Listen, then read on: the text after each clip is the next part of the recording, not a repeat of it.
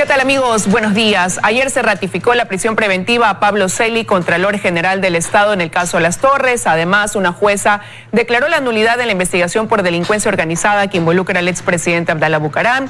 Hay novedades en el denominado caso INA Paper. Esto y otros temas son los que abordaremos inmediatamente con la fiscal general, doctora Diana Salazar, quien nos acompaña desde el estudio en Quito y a quien le doy la bienvenida. Gracias, doctora, por estar esta mañana con nosotros. Buenos días. Buenos días, muchísimas gracias por la invitación. Bueno, empezar por lo más reciente, ¿no? A analizar, pedirle su criterio en torno a la decisión que tomó el juez el día de ayer de ratificar la prisión para el contralor Pablo Celi, para el hermano del exsecretario de la Presidencia, José Augusto Briones, también. Sí, efectivamente, de forma acertada, el señor juez el día de ayer en su resolución hizo notar que los elementos que se pretendieron utilizar el día lunes para lograr una revocatoria no habían sido suficientes y que lejos de haber cambiado o haberse desvanecido los mismos, más bien estos se van fortaleciendo. La teoría de fiscalía consiste en que existe una estructura que operó entre el 2017 y el 2020 con las más altas esferas del poder, que estaban controladas desde la Contraloría General del Estado, desde la empresa Petroecuador y desde la Secretaría General de la Presidencia de la República, cuyo objetivo obtener recursos de manera ilícita a través de un mecanismo de desvanecimiento de glosas, de beneficio económico y de permitir que se efectivicen o paguen facturas por parte de las empresas en la estatal ecuatoriana. En ese sentido, la forma o la pretensión era que a través de algunas versiones de subalternos del Contralor General del Estado, decía que él jamás había ordenado, dispuesto o solicitado este desvanecimiento. La Fiscalía logró demostrar en el día lunes en la audiencia que, al contrario, mediante chats, él disponía, ordenaba que se realicen estos actos. Especialmente existe un chat de una persona exfuncionaria de la Contraloría General del Estado en el cual ella le indica que jamás dirá ante las autoridades todo lo que tuvo que desvanecer, especialmente relacionado con otro tema que ya también está siendo objeto de investigación y que corresponde al desvanecimiento de una glosa millonaria en el tema Conecel o Claro. Es decir, que eso, en esto último, doctora, que en algún momento mencionó esta persona a través de su chat que no iba a comunicar a las autoridades esa información sobre desvanecimiento de glosas, ya está en conocimiento de ustedes. Y se lo pregunto porque usted ha mencionado que si bien hay suficientes elementos de convicción, la Fiscalía va fortaleciendo aún más esos elementos con los que ya cuenta. Efectivamente, se van fortaleciendo a través de la materialización de estas evidencias, por ejemplo, los chats, las glosas, copias certificadas precisamente de estos desvanecimientos y sobre todo las versiones que vamos nosotros recopilando día a día. También se pretendió decir que, por ejemplo, el ciudadano Luis Miño, funcionario de Contraloría, había actuado por cuenta propia. Sin embargo, esto no se ha retractado el ciudadano y aún mantiene esta versión de que él desvaneció las glosas relacionadas con No Limit por orden, disposición del Contralor General del Estado, el señor Pablo Celi, ahora procesado. Ahora hay un tema ahí que preocupa también, doctora, y viene a raíz de una denuncia que se hizo desde la Comisión de Fiscalización, porque esta trama tiene sustento en este desvanecimiento de glosas. Desde la Comisión de Fiscalización de la Asamblea se dijo que en los hechos de octubre del 2019 se quemó evidencia importante relacionada con este tema en el que ya se señala un perjuicio de más de 800 millones de dólares. Efectivamente, la Fiscalía, sin embargo, a lo largo del proceso penal ha podido ir acopiando suficientes elementos de convicción. En el tema del desvanecimiento de glosas contamos con copias debidamente certificadas. Varias de esas glosas aún incluso nos llegaron a través de la asistencia penal internacional, es decir, fueron remitidas por el Departamento de Justicia de los Estados Unidos. Doctora, y quisiera preguntarle, si bien eso es lo que está ocurriendo en este momento, la semana anterior usted a través de sus redes sociales hizo pública su incomodidad ante una serie de mensajes que recibía a través de su celular privado, a través de WhatsApp, donde trataban de llevarla o encaminarla a que usted beneficie a uno de los involucrados, en este caso denominado Las Torres. Usted decidió, como digo, hacerlo público, diciendo que no se iba a prestar para torcer la justicia.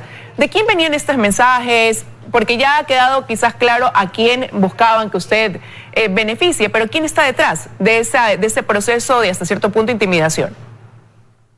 Bueno, venían de personas que supongo son amigos, allegados a la persona que querían ellos beneficiar.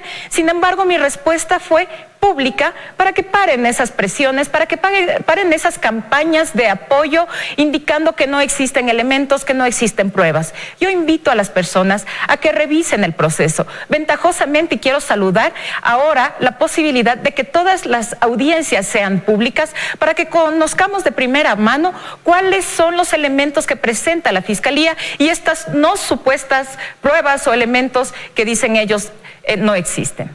Insisto quizás en este tema porque es importante conocer. Cuando usted dice amigos, son personas que usted identifica, personas que están en alguna función o que estuvieron en alguna función y que son cercanas al Contralor Pablo Celi.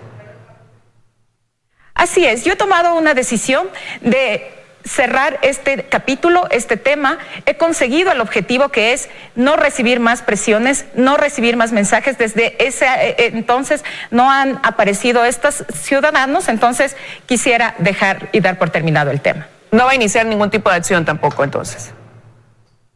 No se puede iniciar algún tipo de acción toda vez que estas son expresiones, son campañas de apoyo y estaríamos quizá coartando la libertad de expresión. Todas las personas tienen el derecho de mostrar sus afectos o desafectos sobre uno u otro tema.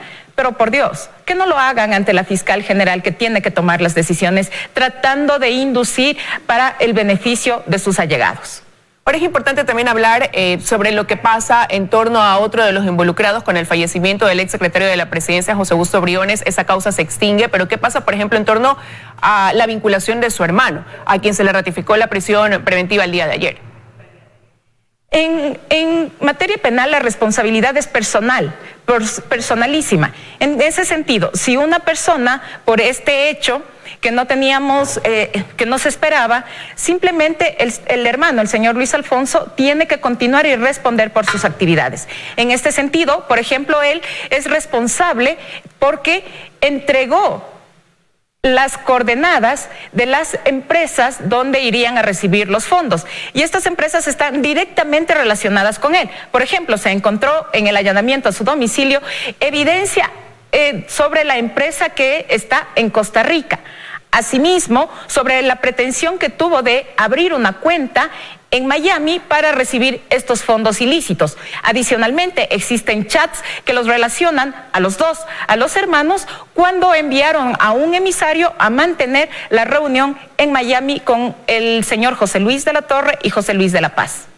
Y precisamente también cómo queda o cómo avanza este proceso en torno al señalamiento también hacia el sobrino del Contralor, lo que tiene vinculación con el tema de Petroecuador. Recordemos que el señor José Luis de la Torre ya ha enfrentado a la justicia en los Estados Unidos. La Fiscalía General del Estado analiza todas las estrategias jurídicas y posteriormente van desarrollando y se pondrá en conocimiento de todos los sujetos procesales. Bueno, esos son los avances prácticamente en el caso Las Torres. Me gustaría pasar ahora a otro tema, revisar otro de estos mencionados casos, y uno de esos es el caso INA Papers. Usted ha dicho que el país se va a llevar una gran sorpresa en torno a lo que ya se ha avanzado en investigación, y ahí sí quisiera preguntarle si esa sorpresa que se va a llevar el Ecuador tiene relación con las personas que están involucradas, con la estructura como tal dentro del delito que se ha denunciado, que tiene que ver con compañías offshore y que en la denuncia realizada en el 2019, pues se decía estaban vinculadas con el expresidente Lenín Moreno. Sí, efectivamente se pensaría, y es por las expresiones que puedo leer en redes sociales, que el caso INA está abandonado o que nos hemos olvidado. No nos hemos olvidado del tema, seguimos avanzando, hemos practicado varias diligencias, especialmente la solicitud de asistencias penales internacionales, especialmente en Panamá. Hemos recibido ya unas respuestas, pero falta. Tenemos información al 50%, estamos activando todos los canales de cooperación para que nos permitan llegar a establecer toda la estructura. Usted habló bien y lo enfoca, Liz, sobre si se va a enfocar exclusivamente en el tema INA. Esto va mucho más allá, porque recordemos que tiene relación con un proyecto emblemático que se desarrolló acá en el país. Hacia allá vamos, y por esta razón es que tenemos que enfocar y realizar una investigación de manera integral. Tenemos un gran avance, Obviamente, esto se encuentra aún en investigación previa y por eso no puedo dar mayores detalles. Ahora, usted cuando se refiere a este proyecto emblemático habla de la hidroeléctrica Coca-Cola Sinclair. Recientemente, el viernes, hizo incluso por parte de la Comisión también de Fiscalización un recorrido donde se evidenciaba los daños estructurales en esa obra, pero esto va más allá. Habla, como usted decía, también de un tema de afectación económica, monetaria, y está en etapa de investigación y lo entendemos. Pero ese 50% de información que usted ha recibido de Panamá, quizás en torno a qué va dirigido a las cuentas de beneficiarios, ¿pudiera darnos alguna precisión de lo que ya se ha avanzado? Yo no puedo romper la reserva de la investigación previa, pero sí, va mucho más allá y abarcan las operaciones financieras que se realizaron con relación en este tema. Pero que atañen netamente a funcionarios, a exfuncionarios quizás que estuvieron vinculados con esa obra, o pudiera ampliarse ese espectro, fiscal, porque preocupa, ¿no?, la situación de lo que usted vaya a revelar, más aún cuando ha calificado de una gran sorpresa que se llevarán los ecuatorianos. Así es realmente preocupante, alarmante, será un caso más, pero la Fiscalía toma las decisiones cuando cuenta con los suficientes elementos, se la presenta ante los jueces y podemos conversar. ¿Es información que usted está esperando netamente de Panamá? Porque en algún momento también usted había mencionado, y corríjame si es que estoy equivocada en esa información, que también había tocado las puertas de Suiza para recabar más información que pudiera estar relacionada con esta denuncia del caso INA Papers. Así es, por eso le había referido que son varias asistencias penales que hemos solicitado en países distintos, pero sobre todo lo que ahora necesitamos es tener la evidencia, tener la información que nos remita Panamá. El 50% de los movimientos, no de esa cuenta INA, ojo, sino de otras, es lo que necesitamos para ya poder presentar este tema. ¿Y eso usted cree que pueda suceder en el corto, mediano plazo? ¿Qué tan cerca estamos quizás ya de conocer lo que hubo detrás de esta denuncia, a lo que llegó la Fiscalía en torno a sus investigaciones que han tomado 2 años? Precisamente ese es el tema. Dependemos de la voluntad de los gobiernos ajenos. Nosotros activamos los mecanismos de cooperación a nivel internacional. La directora de Asuntos Internacionales de la Fiscalía se contacta con el director de Asuntos Internacionales en Panamá. Los fiscales que están manejando intercambian información y esperamos obtener la misma en el menor tiempo posible. Bueno, y estaremos atentos a eso. Ahora revisemos lo que pasa en el caso ISPOL, doctora Salazar. Esta semana allanamientos tanto acá en varios cantones de la provincia del Guayas de manera simultánea. Hay procesos abiertos en Quito y Guayaquil en torno a este tema, que se investiga pues la falsedad de información relacionada con un perjuicio encaminado a lo que tiene que ver con la ley de mercado de valores.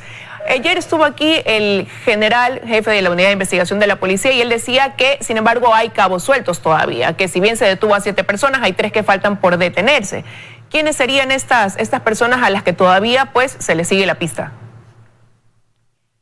De acuerdo, el caso ISPOL es el segundo proceso que ya tenemos iniciado, uno acá en la provincia de Pichincha y que tiene relación con la actuación de los directivos del instituto en ese entonces.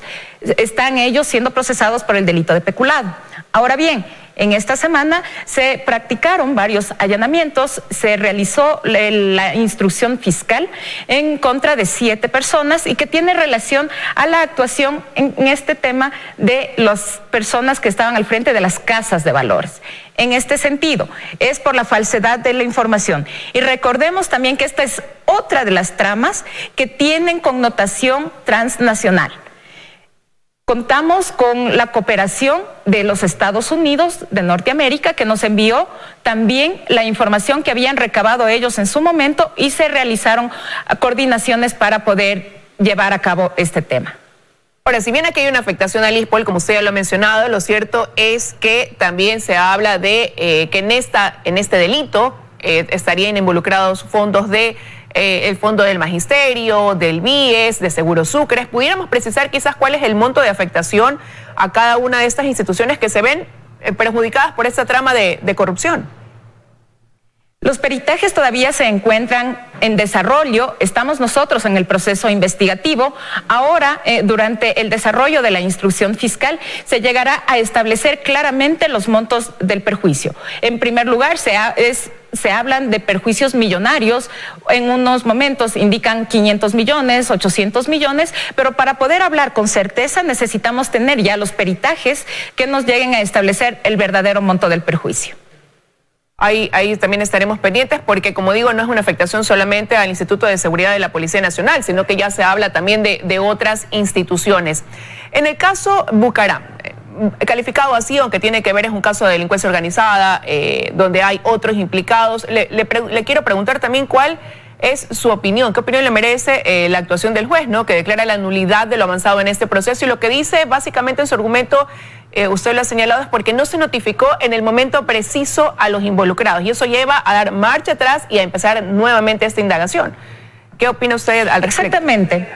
Exactamente. Estas son estrategias y argucias jurídicas que presentan los abogados, lamentablemente son acogidos por los señores jueces y lo único que hacen es retardar la acción de la justicia. Porque, ojo, recordemos, no es que se le ha ratificado el estado de inocencia o se ha dictado un sobreseimiento en favor de estas personas, indicando que no existen los suficientes elementos de convicción. No, lo que han dicho es, porque no se le notificó en su momento en el domicilio sobre la detención 72 horas antes, o porque no se le notificó al abogado Bucaram con el inicio de estas investigaciones, por esa razón es nulo el proceso. Existe una autorización de reserva judicial.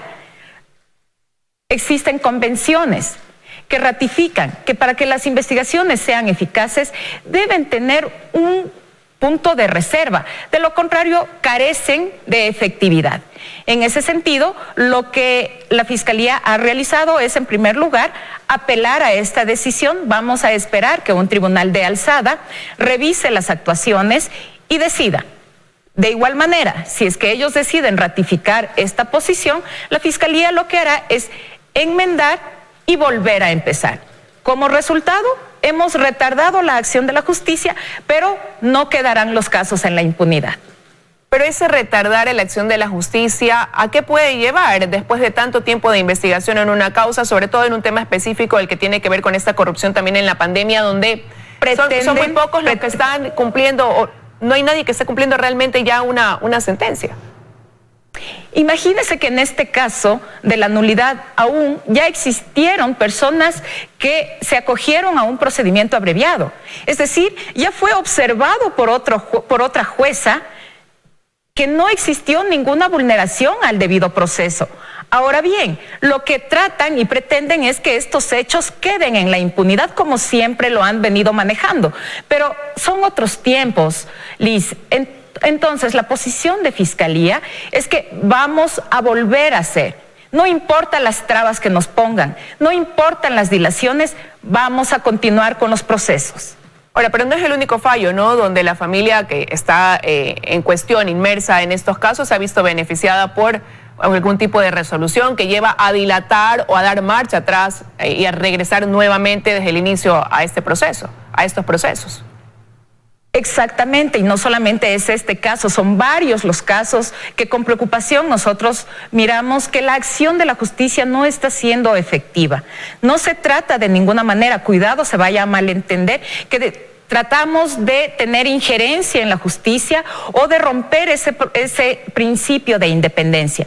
Lo único que nosotros exigimos como titulares de la acción penal es que los fallos merezcan y respondan a la realidad procesal, no a otras realidades que ya salen de la esfera de la Fiscalía General del Estado.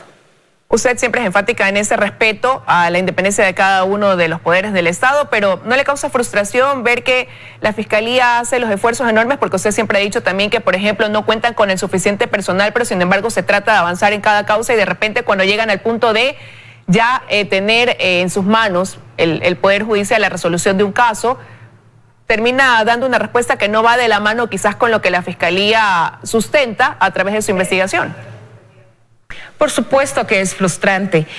En ocasiones, pero de eso se trata, de avanzar, de ir superando cualquier tipo de trampa que se presente en el camino y que los casos no queden en la impunidad. En eso quiero sí saludar también la posición de los fiscales que día a día se están enfrentando a este tipo de estrategias y argucias jurídicas. Tenemos que continuar.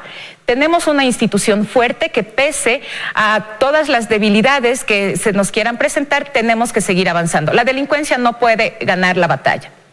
Vamos con eso, doctora, a hacer una pausa aquí en esta entrevista con la fiscal general del Estado y enseguida regresamos con más. Estamos de regreso en esta entrevista con la doctora Diana Salazar, fiscal general del Estado. Fiscal, y quiero cerrar el tema anterior, el caso que le preguntaba, donde regresa pues prácticamente a su inicio al haberse declarado la nulidad en ese proceso que involucra al expresidente Abdalá Bucaram, a su hijo Jacobo Bucaram. Preguntarle cuánto tiempo puede tomar nuevamente el regresar, ¿no? El marcar un inicio en este camino, como para que los ecuatorianos tengamos una idea de qué significa esa decisión del juez, de la jueza. En este momento, como esta decisión fue apelada por parte de Fiscalía, tiene que subir ante la Corte Provincial de Justicia para que ratifique o simplemente diga no existió este tema de la nulidad. De ratificarse, lo que tenemos que hacer es volver al momento procesal en el que se dice se vulneró el derecho al debido proceso, a la defensa, que sería la notificación del ciudadano. Ventajosamente, ya las pericias están practicadas, eso se tiene que volver a incorporar y se vuelven a los momentos procesales. Claro, tenemos que respetar nuevamente los tiempos de instrucción fiscal, por ejemplo, y esto nos tomará por al menos 6 meses más. Hasta tanto el país tendrá que seguir esperando. Doctora, y después de 2 años también se anunció a través de las redes sociales de la Fiscalía que se retoma prácticamente un caso que quizás para los ecuatorianos había quedado también olvidado. Usted ha pedido ya que se disponga fecha para la audiencia en el caso de la falsificación de títulos que involucra a la ex vicepresidenta María Alejandra Vicuña y a 11 personas más. ¿Por qué pasa tanto tiempo para poder encauzar, por decirlo de alguna manera, pues estos casos? Como digo, en este específicamente, eso fue en el 2019. Porque la investigación previa puede durar ese tiempo y es la etapa preprocesal en la cual se tienen que recopilar suficientes elementos de convicción para que el fiscal pueda decidir si avanzamos o no avanzamos, si estamos frente a un tipo penal o no vamos a tener un buen resultado. La Fiscalía tiene que ser muy cuidadosa durante esta fase para que en el momento en que presentamos ante los señores jueces, después no digan que no existen los suficientes elementos y que, por ejemplo, se le sobresea a la persona o que no se le ponga una sentencia. Es por eso que a veces le puede parecer a la ciudadanía que se demora mucho la Fiscalía, pero es el procedimiento que tenemos nosotros que seguir de manera estricta y muy profesional a nivel técnico. Oye, por ejemplo, en este caso en que ya la Fiscalía ha solicitado se ponga fecha para la audiencia de formulación de cargos, ¿tienen los suficientes elementos de convicción también dentro de la investigación que han realizado en este tiempo? Siempre que se solicita día y hora para formular cargos es porque se cuentan con los suficientes elementos de convicción. Lo propio pasó, por ejemplo, en el tema Las Torres, que la Fiscalía no hubiera tomado esa decisión de no haber contado con los suficientes elementos y estar seguras de que existe algún nivel de responsabilidad de las personas a quienes se les va a involucrar.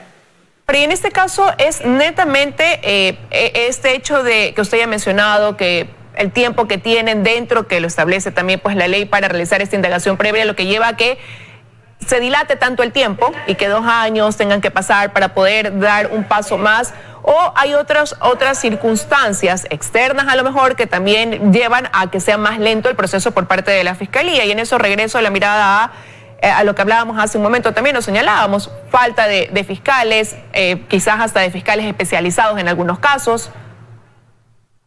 Así es, son varios los factores que influyen en el tema, pero lo importante es que al final del día se obtengan los resultados esperados. También otra debilidad son los peritajes. Los peritajes hay que pagarlos y la Fiscalía no cuenta con el suficiente presupuesto para solventar estos temas. Tenemos que buscar peritos que formen parte del Estado, a quienes no se les tenga que cancelar estos rubros y cualquier otro tema que se viene presentando. Lo importante, yo no lo quisiera llamar como dilatar, simplemente que es la fase en la cual se van acopiando los suficientes elementos de convicción y que posteriormente nos permitan procesar a las personas. De ahí, la instrucción fiscal durará 90 días, 30 días más en el caso en que se vincule a una persona más y después ya avanzamos a las siguientes etapas procesales. Pero, por ejemplo, ¿cuántos son los casos que tiene en este momento la Fiscalía que debido a la falta de peritos especializados o si usted tuviera mayor personal, mayor presupuesto para poder pagar incluso ese peritaje, pudieran ir avanzando en el camino? No se puede dimensionar porque si hablamos del despacho exclusivamente de la fiscal general, aquellos casos que tienen fuero de Corte Nacional, que tienen relación con ministros, exministros, presidentes, personas de fuero, tengo 800 casos en mi despacho.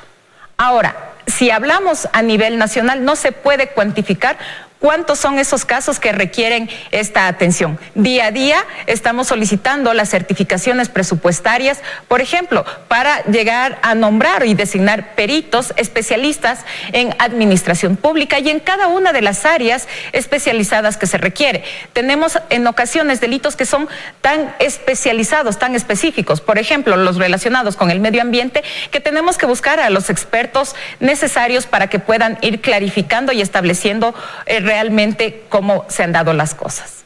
¿Cuánto pudiera cambiar este escenario partiendo solo de lo que usted tiene en su despacho? 800 casos que ha mencionado, donde muchas veces lo que implica el no poder dar marcha con mayor agilidad, que los involucrados estén fuera del país, que después no haya ninguno de ellos cumpliendo una sentencia o respondiendo por esos casos. ¿Cuánto pudiera, como digo, cambiar ese escenario si la Fiscalía tuviera la autonomía que han venido solicitando, que en algún momento el Comité por la Reinstitucionalización Democrática proponía, se de paso una consulta popular y era una de estas aristas, pero que incluso fue negado pues a través de la Asamblea esa posibilidad? Así es, podríamos avanzar en la incorporación de nuevo personal, específicamente de nuevos fiscales que vengan a prestar el apoyo y el soporte que requiere la Fiscalía para avanzar en esas investigaciones. En este sentido, se presentó hace un par de semanas una propuesta al Consejo de la Judicatura para que declare en estado de emergencia a la Fiscalía y que por lo menos podamos solventar las vacantes que se han venido generando en estos últimos 2 años a raíz de las renuncias, de las jubilaciones, de las cesaciones en los cargos. Tenemos actualmente alrededor de 31 vacantes que estamos a la espera del procedimiento que adoptará el Consejo de la Judicatura como el organismo a quien le corresponde la designación. Nosotros, desde Fiscalía, hemos planteado que al ser un tema fiscales temporales, se tome en cuenta a la carrera fiscal. Es decir, que aquellos secretarios que cumplan después de un proceso rápido de revisión y que cumplan y se ajusten a los requisitos establecidos para ser fiscal, puedan ejercer estas funciones de manera temporal y encargados. ¿Por qué? Usted me dirá, ¿por qué los secretarios y no cualquier abogado en libre ejercicio? Porque consideramos que al no ser un concurso público de méritos y oposición, al estar en estado de emergencia, la Fiscalía se requiere de la incorporación rápida y pronta de personas que no vengan a aprender, sino que ya tengan la experticia, el conocimiento suficiente de la labor que realiza un fiscal. ¿Y quién mejor que una persona que se encuentra en el día a día en el despacho del fiscal? En ese sentido, aspiramos a que el Consejo de la Judicatura sea receptivo, acoja esta recomendación que la hemos planteado de manera técnica, jurídica, además es posible, y que contemos por lo menos con el apoyo y el soporte de 30 fiscales de manera inmediata. En lo propio he conversado con el señor ministro de Finanzas a fin de solicitar que se financien estas partidas que se vendrían a crear. Y está a la espera de ambas respuestas, pero ¿y eso garantizaría también la idoneidad del perfil, doctora Salazar? Y se lo pregunto porque también hay casos donde vemos que el cuestionamiento va por el accionar de fiscales, que tienen una actuación que sorprende y que no va acorde también a lo que quizás se espera o se demanda en algún proceso. Totalmente, y la Fiscalía ha sido enfática y no nos tiembla la mano cuando tenemos que actuar en contra de los propios funcionarios. Ahora mismo tenemos a un fiscal con grillete por temas de corrupción. Lo propio hace un par de semanas con un fiscal que se abstuvo de acusar pese a tener todos los elementos de convicción y que llevó a que el juez tome una decisión que no era la que se adecuaba a la realidad procesal. Sí, tenemos nosotros también estos incidentes relacionados con los funcionarios, pero también tenemos otro personal que día a día está solventando los casos de manera técnica y eficiente.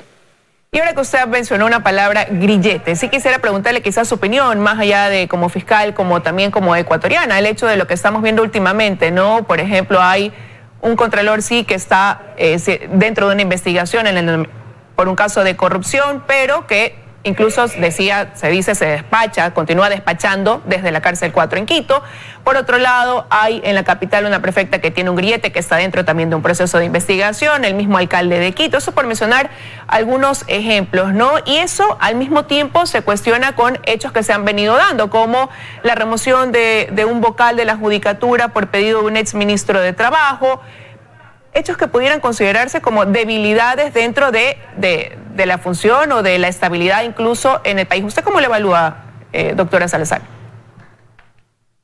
Yo considero que esa es la realidad que está viviendo el país. Es lamentable, pero considero que deberíamos tener autoridades que tomen las decisiones adecuadas, las decisiones correctas.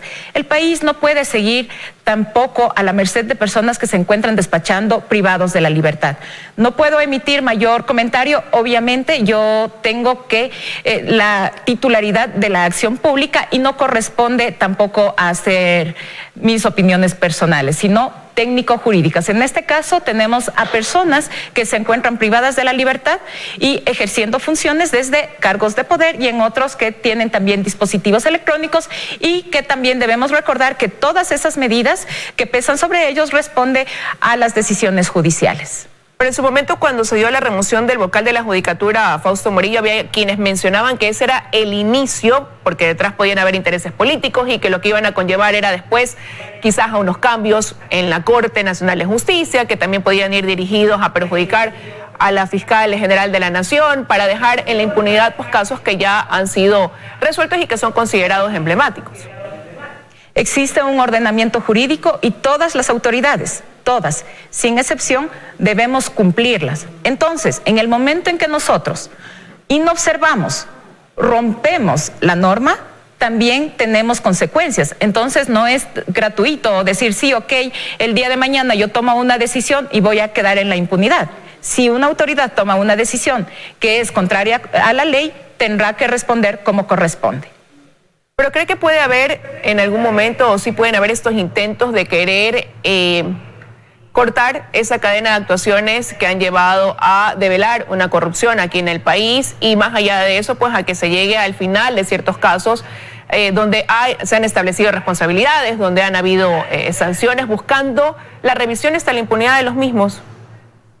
Siempre van a existir estos intentos. Ventajosamente, nuestras actuaciones hablan por sí mismas y tenemos la posibilidad de presentar, por ejemplo, los resultados al país, ante la ciudadanía, ante la propia Asamblea Nacional, para que puedan verificar que se está cumpliendo con el trabajo y que no existe ningún elemento que haga pensar que la Fiscalía General ha incumplido con sus funciones y que podría ser objeto de algún tema. Obviamente, más allá de los acuerdos políticos, ya nosotros no podemos controlar. Lo único que podemos hacer es cumplir con nuestras funciones, con nuestras obligaciones y a lo que nos debemos, que es a la ciudadanía. Quiero agradecerle, doctora Salazar, que esta mañana haya estado con nosotros haciendo una revisión de los casos, de algunos de los casos en los que el país pues está esperando también una respuesta, haber ampliado la situación actual de la Fiscalía y bueno, como decirle nuevamente, desearle que tenga un buen día. Muchísimas gracias. Gracias por la invitación.